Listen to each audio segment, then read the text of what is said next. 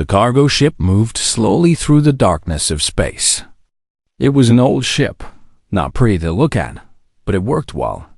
The name painted on the side was Bright Horizon, and it belonged to a man named Danny Cole. Danny was tired. He had spent 6 months at a trading station called Vareth, far away from Earth.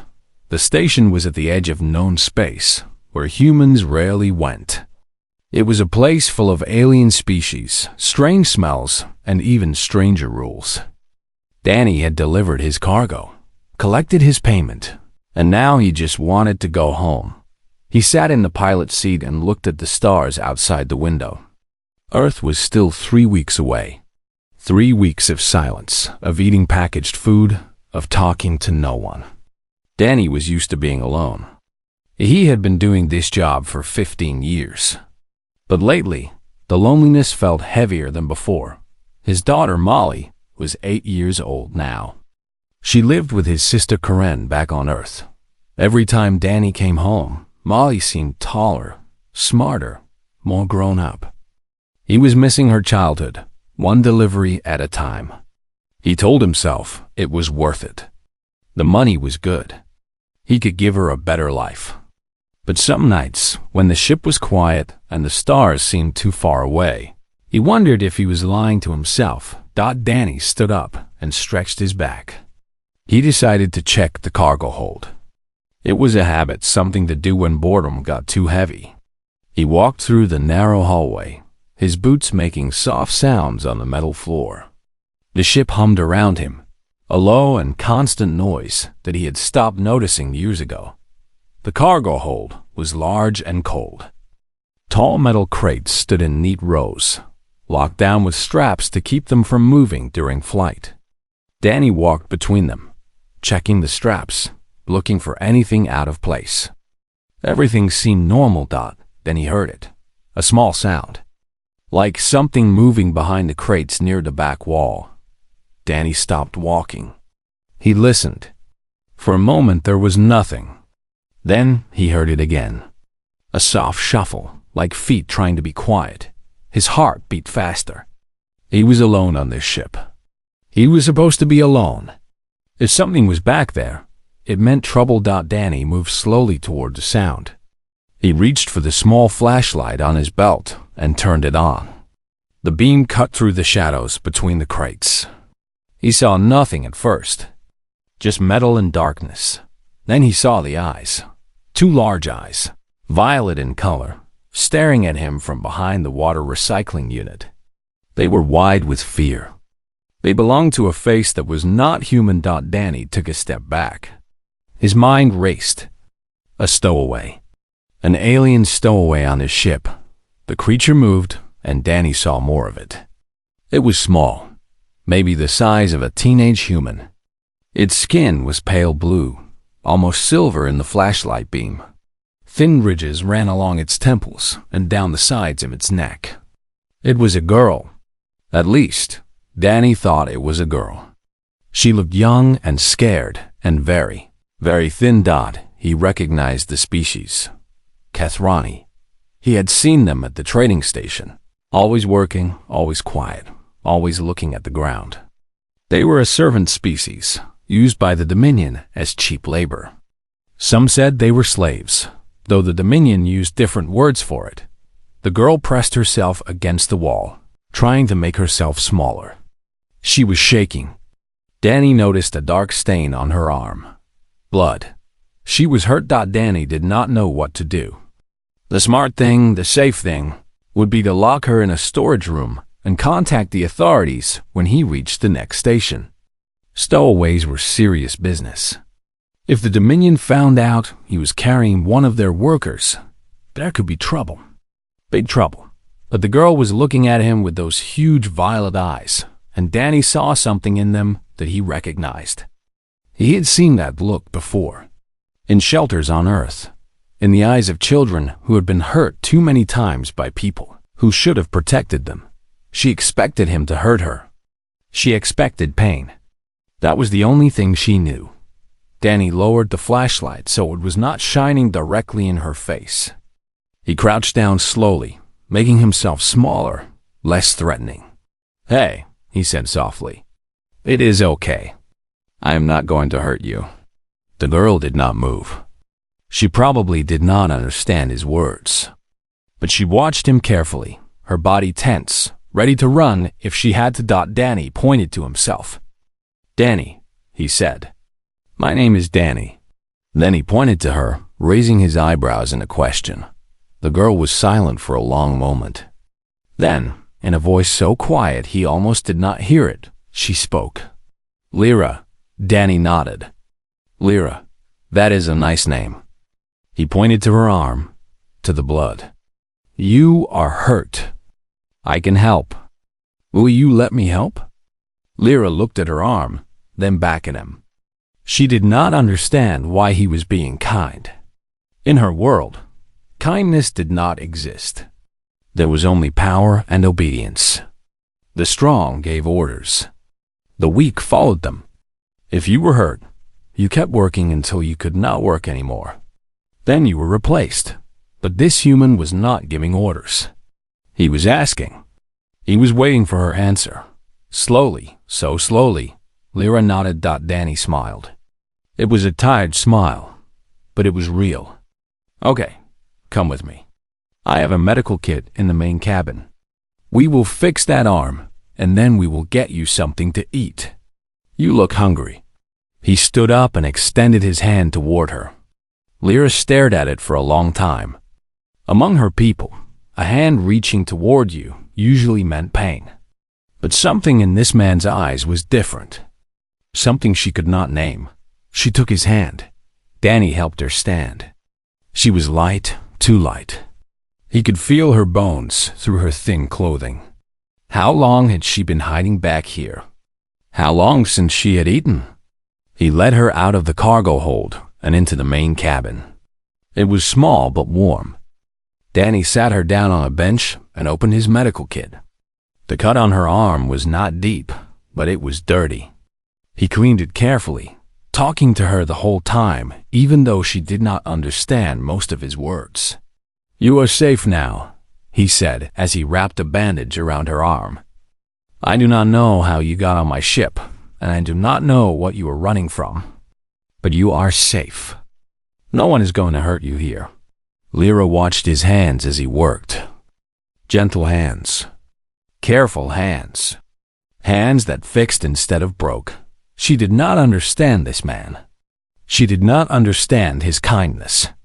But for the first time in her life, she felt something strange and new blooming in her chest.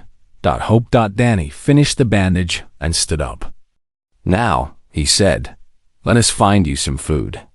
I hope you like noodles, because that is mostly what I have." Lyra did not know what noodles were. But when Danny placed a warm bowl in front of her, she ate like she had never tasted food before. And Danny sat across from her, watching, thinking about his daughter back on Earth, thinking about all the children in the universe who had no one to take care of them. He made a decision then. He did not know what would happen when they reached Earth. He did not know if he was breaking laws or making enemies. But he knew one thing for certain. He was not going to abandon this girl. "Looks like you are coming to Earth with me, kid," he said, quietly. Lyra looked up at him, noodles hanging from her mouth, confusion in her eyes. Danny just smiled. It was going to be an interesting trip home. The journey to Earth took 3 weeks. In that time, Danny learned many things about Lyra, and Lyra learned many things about humans. She was young, as Danny had guessed. In human years, she was about 14. She had been born on a Dominion workship, the same as her mother and grandmother before her. The Kithrani had been servants to the Dominion for over 200 years. They did not remember freedom. They did not even have a word for it in their language. Lyra had escaped during a supply transfer at Varus Station. A guard had looked away for one moment, and she had run. She did not have a plan. She did not know where she was going. She only knew that she could not spend one more day being beaten, being starved, being treated like a thing instead of a person. She had hidden in the cargo of the first ship she found. She had stayed quiet for 3 days, drinking water that dripped from the recycling unit, eating nothing. She had been so scared that she barely slept. Every noise made her think they had found her. Every shadow looked like a guard coming to drag her back. Then the human found her. And instead of hurting her, he had given her food. Lyra did not trust Danny at first. She could not. Trust was dangerous. In her experience, kindness was always a trick. People were nice to you because they wanted something.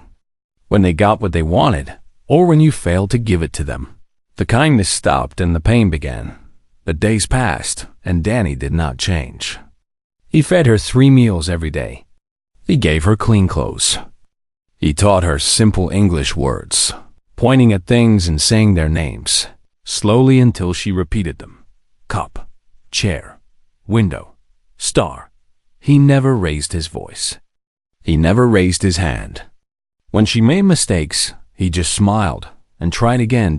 By the end of the 2nd week, Lyra began to believe that maybe, just maybe, this human was different. The bright horizon entered Earth orbit on a warm Tuesday morning. Lyra pressed her face against the window, staring at the planet below. It was blue and green and white, covered in clouds that swirled like cream in water. She had never seen anything so beautiful. "That is home," Danny said, standing beside her. "Earth." Lyra tried to say the word. "Earth." Danny laughed. It was a kind laugh, not a mocking one. Close enough. The ship landed at New Houston Spaceport. It was loud and busy, full of people and machines and noise. Lyra stayed close to Danny, her hand gripping his sleeve. Everything was so big, so fast, so bright. She felt small and scared, like a leaf in a storm. A woman was waiting for them at the gate. She looked like Danny, with the same brown hair and the same warm eyes. She smiled when she saw them. "Danny," she said, hugging him tight. "I am so glad you are home." "Me too, Karen," Danny said. "Me too."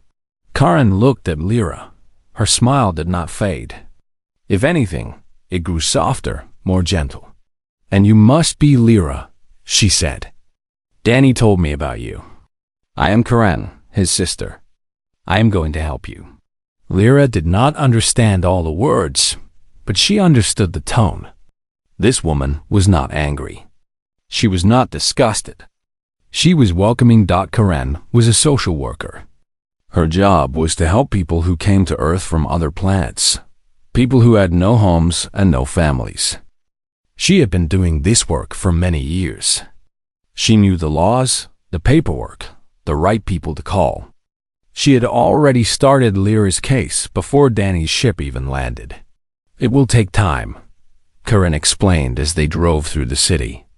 "There are forms to fill, interviews to do. But we will get you legal status. You will be able to stay." Lyra sat in the back of the vehicle, watching the world pass by outside the window. Buildings taller than anything she had ever seen. Trees with green leaves dancing in the wind. People walking on sidewalks, talking, laughing, living. No guards, no chains. No fear in their eyes. This was Earth. This was freedom. Karen took Lyra to a small apartment in a quiet part of the city. It had 2 rooms, a kitchen, and a bathroom. The bed was soft, softer than anything Lyra had ever slept on. The refrigerator was full of food. The windows let in warm sunlight. "This is yours," Karen said, "for as long as you need it." Lyra walked through the apartment slowly, touching everything. The curtains, the couch cushions, the light switches. She turned a faucet on and off, amazed that clean water came out whenever she wanted it. "Why?" she asked finally. It was one of the English words Danny had taught her. Karen tilted her head. "Why what? Why help? I am no one. I have nothing. Why help me?" Karen sat down on the couch and patted the spot next to her. Lyra hesitated, then sat down. "On Earth," Karen said slowly, using simple words, We believe that everyone has value. It does not matter where you come from or what you have. Every person deserves kindness. Every person deserves a chance. Lyra shook her head. I do not understand. Karen smiled sadly. I know, but you will. Give it time. Over the following weeks, Lyra learned what human kindness looked like. A woman named Beth Martinez came to visit her every day. Beth worked for the government, but she was not scary or mean. She brought books and showed Lyra pictures, teaching her English words and explaining how things worked on Earth. She was patient, always patient, never angry when Lyra forgot something or got confused. Danny visited every weekend.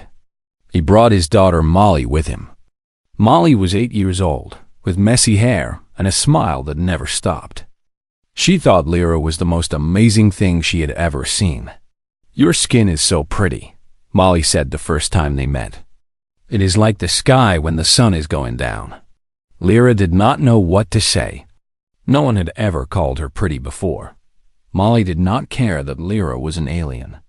She did not care that Lyra barely spoke English. She just wanted a friend. She taught Lyra how to play card games and video games. She showed her cartoons on the television. She painted Lyra's fingernails blue to match her skin and laughed when Lyra wiggled her fingers in amazement. For the first time in her life, Lyra had a friend. A real friend who wanted nothing from her except her company. At night, alone in her apartment, Lyra often lay awake thinking. She thought about her life before. The cold metal floors of the workshops, the endless hours of labor, the guards with their sticks and their cruel voices, the other Kathrani who had given up hope long ago, who moved through their days like ghosts, just waiting to die. She thought about her mother, who had died when Lyra was 10. Her mother had been sick for a long time, but the Dominion did not give medicine to servants. They just let her fade away. Lyra had held her hand at the end, watched the light leave her eyes, and felt something inside herself break. That was the day Lyra decided to run. It took her 4 years to find the courage, but she never forgot that moment. She never forgot the promise she made to herself as she watched them carry her mother's body away. She would not die a slave. She would find another way. And now, impossibly, she had. One evening, about 2 months after arriving on Earth, Lyra sat on her balcony and looked up at the stars. She did not know which direction the Dominion was. She did not know if they were looking for her. But for the first time, she did not care. She was free. She was safe. She was home. A tear rolled down her blue cheek, but she was smiling. She did not know what the future would bring. She did not know if she would ever fully understand these strange, kind humans and their confusing world. But she knew one thing. She was not going back. The next morning, Beth arrived for their daily lesson. Lyra met her at the door with a new English sentence she had practiced all night. Thank you, Lyra said carefully, for everything. Beth's eyes grew wet. She pulled Lyra into a hug, warm and tight and full of feeling. You are very welcome, Beth whispered. You are very, very welcome. And in that moment, standing in the doorway of her small apartment, wrapped in the arms of a human she had known for only 2 months, Lyra finally understood. This was what it meant to be valued. This was what it meant to be loved. This was Earth. 6 months passed. Lyra's English improved every day. She could now hold conversations, read simple books, and understand most of what people said to her. The world that had once seemed so confusing was starting to make sense. Karen enrolled her in a special school for alien refugees. It was a small building on the edge of the city, with bright walls and big windows.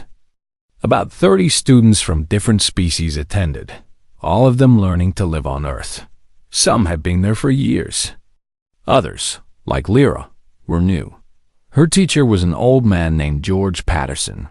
He had gray hair, a kind face, and glasses that he was always losing. He had been a teacher for 40 years, working with children from all over the world.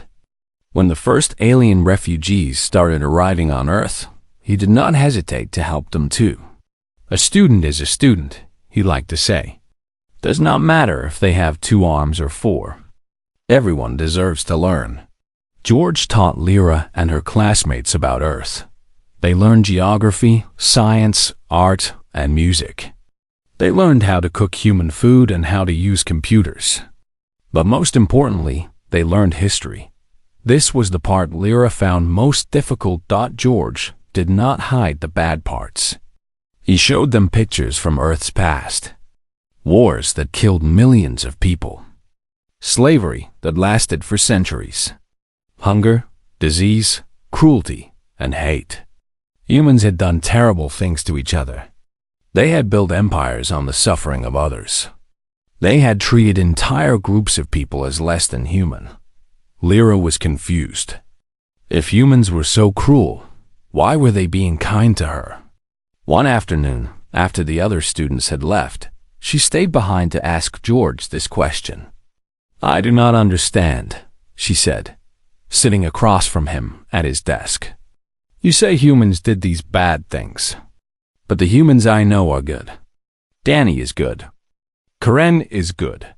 You are good. How can both things be true?" George took off his glasses and rubbed his eyes. He looked tired but not annoyed. He looked like someone who had thought about this question many times. "That is a very good question, Lyra," he said. "And the answer is complicated." He stood up and walked to the window, looking out at the city beyond. "Humans are not all good or all bad," he continued. "We are both. Every one of us has the ability to be kind, and every one of us has the ability to be cruel. The history I teach you, the wars and the slavery and the suffering, those things happened because people made bad choices. They chose power over compassion. They chose fear over understanding." He turned back to face her. "But other people made different choices.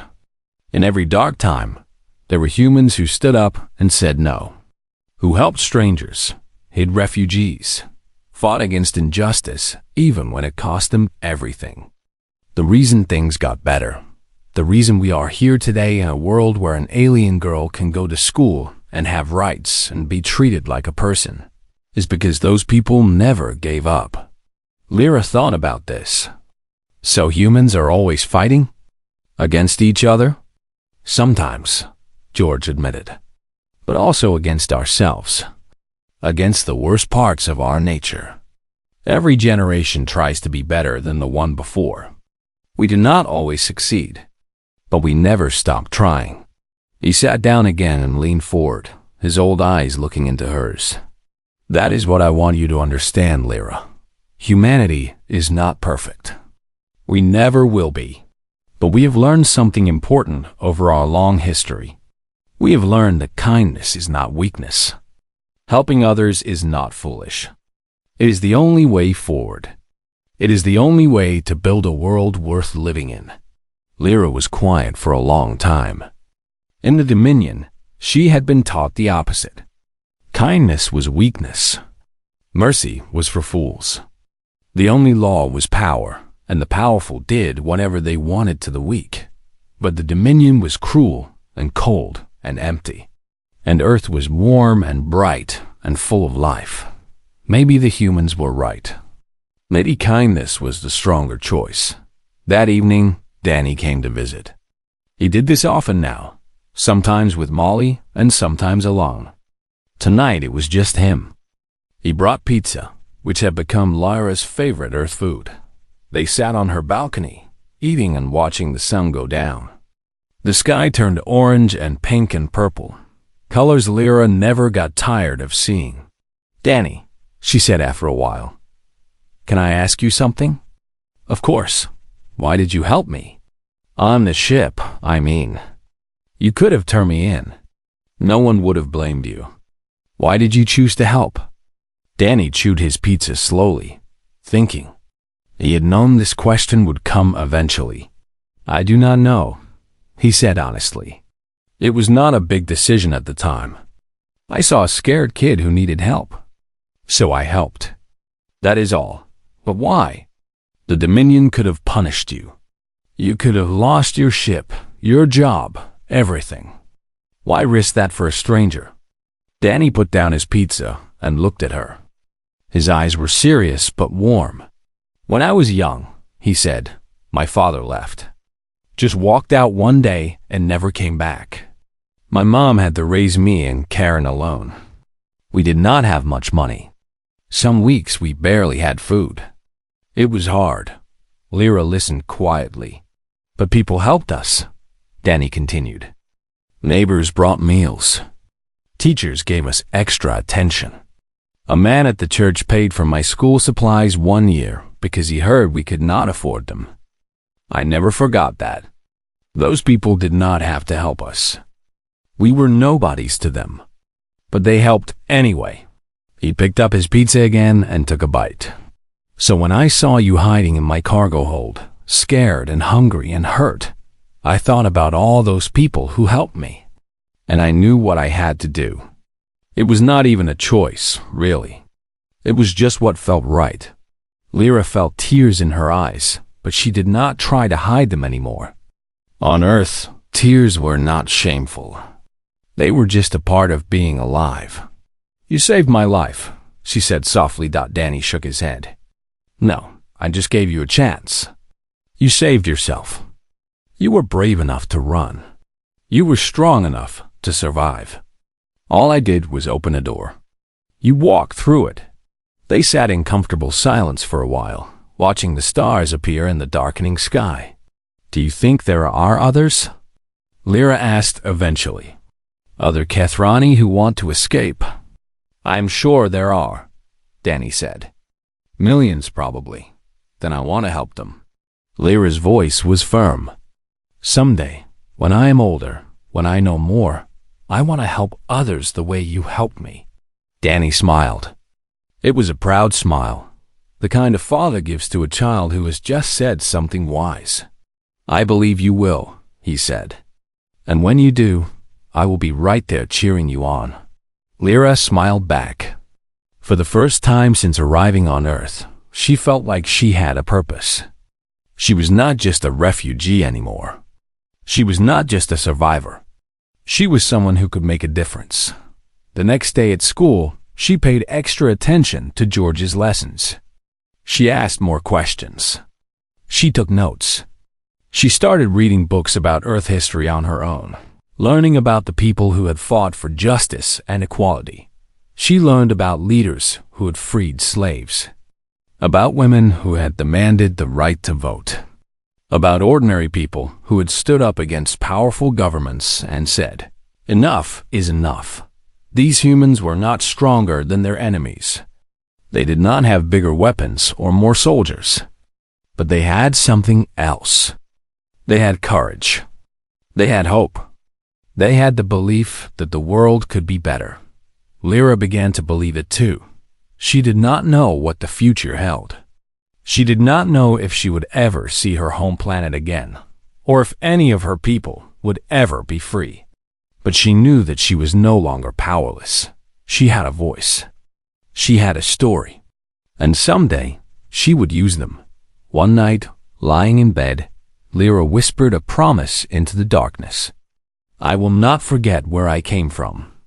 I will not forget what my people suffer.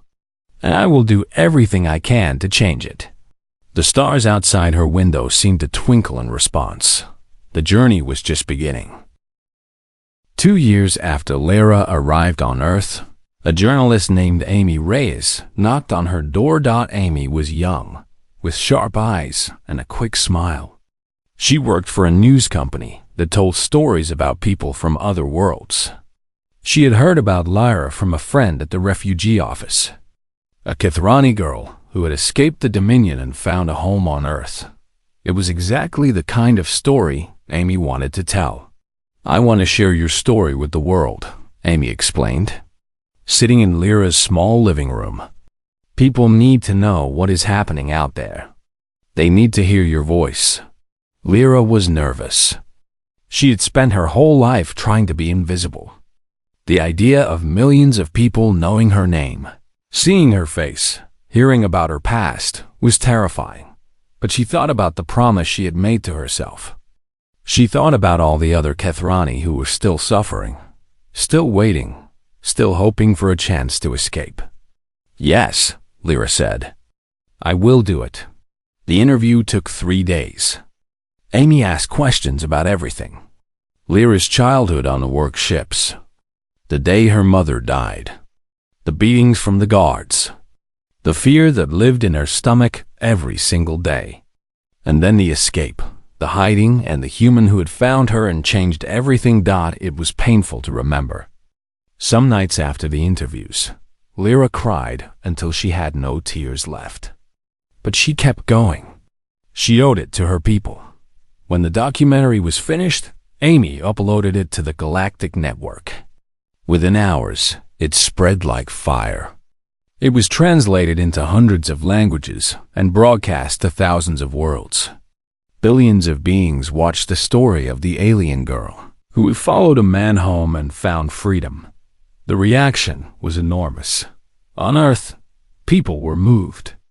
They sent messages of support to Lyra, thousands of them every day. They donated money to refugee organizations. They held protests outside Dominion embassies, demanding an end to slavery. Lyra became a symbol, a face for millions of voiceless people across the galaxy. But not everyone was happy. The Dominion was furious. They called the documentary propaganda and lies. They demanded that Earth return Lyra immediately. She was their property, they said. She belonged to them. The United Earth Council met to discuss the situation. Representatives from every nation gathered in a great hall to decide what to do. Lyra watched the meeting on her television, her hands shaking. The debate lasted for hours. Some people argued that Earth should stay out of galactic politics. The Dominion was powerful. A conflict with them could be disastrous. Handing over one girl was a small price to pay for peace, but others disagreed. A woman named Director Maria Santos stood up to speak.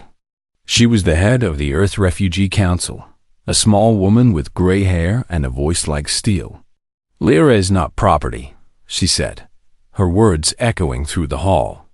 "She is a person. She has thoughts and feelings and dreams, just like any of us. The Dominion calls her a possession, but we know better. We have seen her. We have heard her story. We know the truth." She paused, looking around at the assembled representatives. "Earth was built by refugees," she continued. "Our ancestors came here from other lands, fleeing war and hunger and persecution. They built new lives because strangers opened their doors and said, 'You are welcome here.' That is who we are. That is what we stand for. If we turn our backs on this girl, we turn our backs on everything that makes us human." The hall was silent. "I say we stand firm," Director Santos declared. "I say we tell the Dominion that Earth does not surrender refugees to face persecution or death. Not now. Not ever." The vote was not unanimous. Some representatives still wanted to compromise. But the majority agreed with Director Santos. Earth's response to the Dominion was simple and clear. No. Lyra watched the announcement with tears streaming down her face. These people, these humans who had never met her, had chosen to protect her. They had chosen to stand against one of the most powerful empires in the galaxy, all for the sake of one alien girl. She did not understand it, but she was grateful beyond words. The Dominion threatened war. They moved ships toward Earth space. They made angry speeches and demanded obedience. But Earth did not back down. And then something unexpected happened. Other Kethrani began to escape. They had seen the documentary. They had heard Lyra's story. They knew now that there was a place in the universe where they could be free. And they were willing to risk everything to get there. It started slowly. Just a few at first. Stowaways on cargo ships. Runaways from space stations. Kethrani who hid in shadows and crept through maintenance tunnels. and prayed that they would not be caught. They came to Earth in twos and threes, then in dozens, then in hundreds. The refugee camps filled up. The processing centers were overwhelmed. Earth scrambled to find housing, food, and resources for all the newcomers. Some humans complained. They said Earth could not take care of so many aliens. They said it was too expensive, too difficult, too dangerous. But most humans welcomed the refugees with open arms. They remembered their own history. They knew what it meant to flee from cruelty and find a safe harbor. Karen worked day and night, helping to process the new arrivals. Danny took time off from his cargo runs to volunteer at the refugee centers. Molly, now 10 years old, organized her school to collect donations. Everyone wanted to help Dot, and still the Kethrani kept coming. The Dominion grew more and more frustrated. They had spent centuries building an empire on the backs of servant species. Now that empire was cracking. Other groups were watching, other slaves, other servants, other beings who had never dared to dream of freedom. The galaxy was changing, and it had all started with one girl. Lyra visited the refugee camps often. She spoke to the new arrivals, comforting them, answering their questions, sharing her own experience. Many of them cried when they saw her. They had watched her documentary dozens of times. She was their hero. "You gave us hope," an old Kethrani woman told her, gripping her hands. "When I saw your face, when I heard your words, I knew I had to try. I knew there was a chance." Lyra did not feel like a hero. She still felt like the scared girl who had hidden behind water tanks, waiting to be caught. But she smiled and hugged the old woman and told her that she was safe now. That night, Lyra sat with Danny on her balcony. It had become a tradition, a weekly meeting between the man who had saved her and the girl who had changed everything. "I never imagined this," Lyra said quietly, looking at the stars. "When I hit on your ship, I just wanted to survive. I never thought I would start a movement." Danny laughed. "Neither did I. I just thought I was giving a hungry kid some noodles." They sat in comfortable silence for a while. "The Dominion will not stop," Lyra said eventually. "They are angry. They want to crush this before it spreads." Danny nodded. "Probably. They have ships and soldiers and weapons. Earth is not as strong as them. Are you afraid?" Danny thought about it. "A little," he admitted. "But I am more proud than afraid. Look at what we have done, Lyra. Look at how many people are free because humans chose to be brave instead of safe. That is worth something. That is worth everything." Lyra leaned her head against his shoulder. "Thank you, Danny, for everything." He put his arm around her. "You are family now, kid. Family takes care of each other. That is what we do."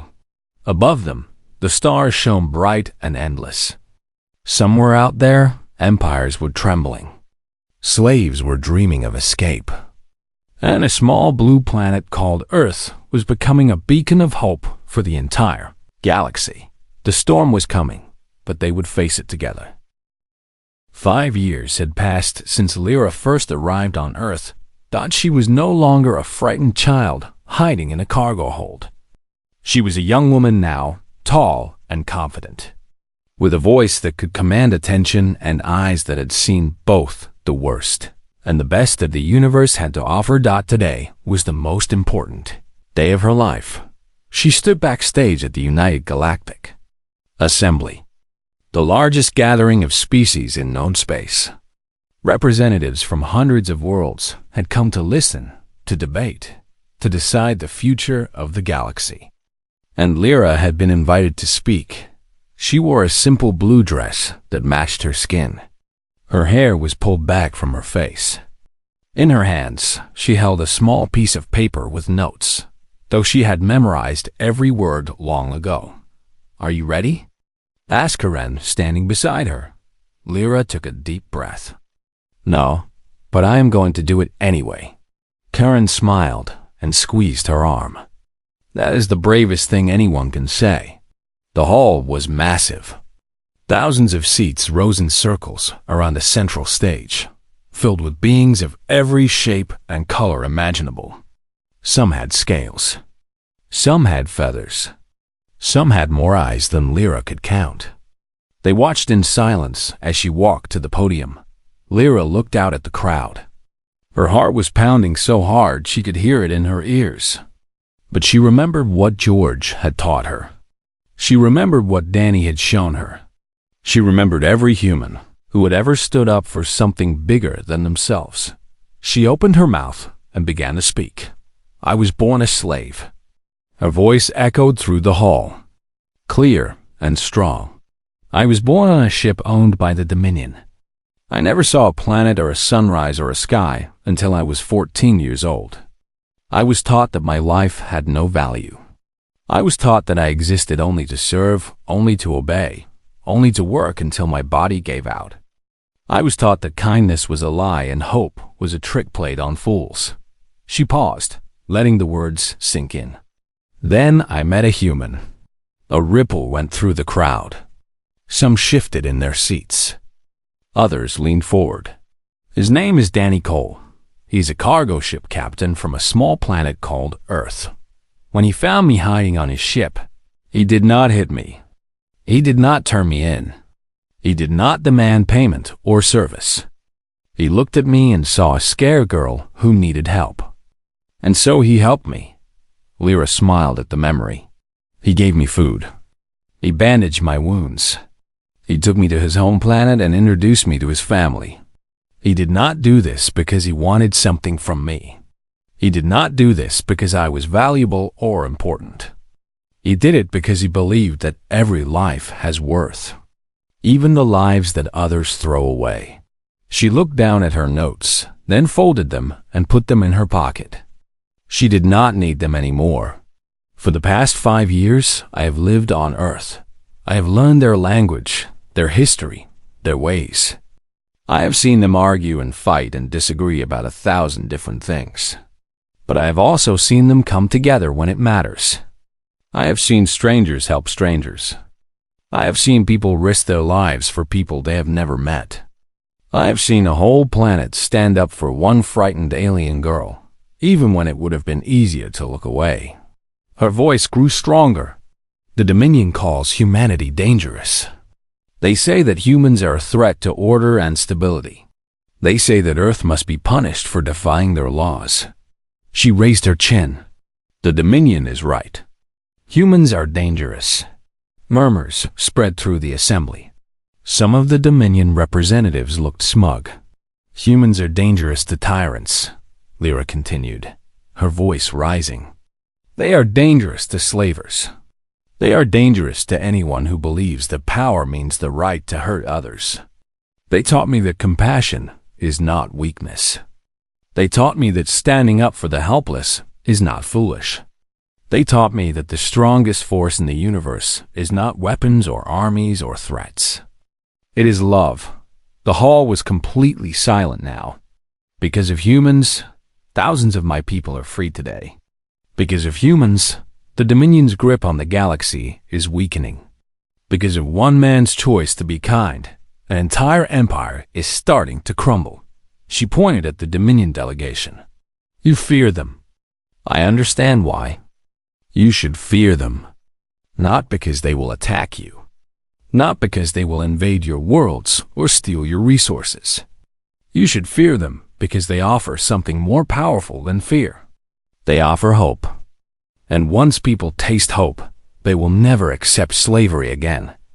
Lyra stepped back from the podium and spread her arms wide.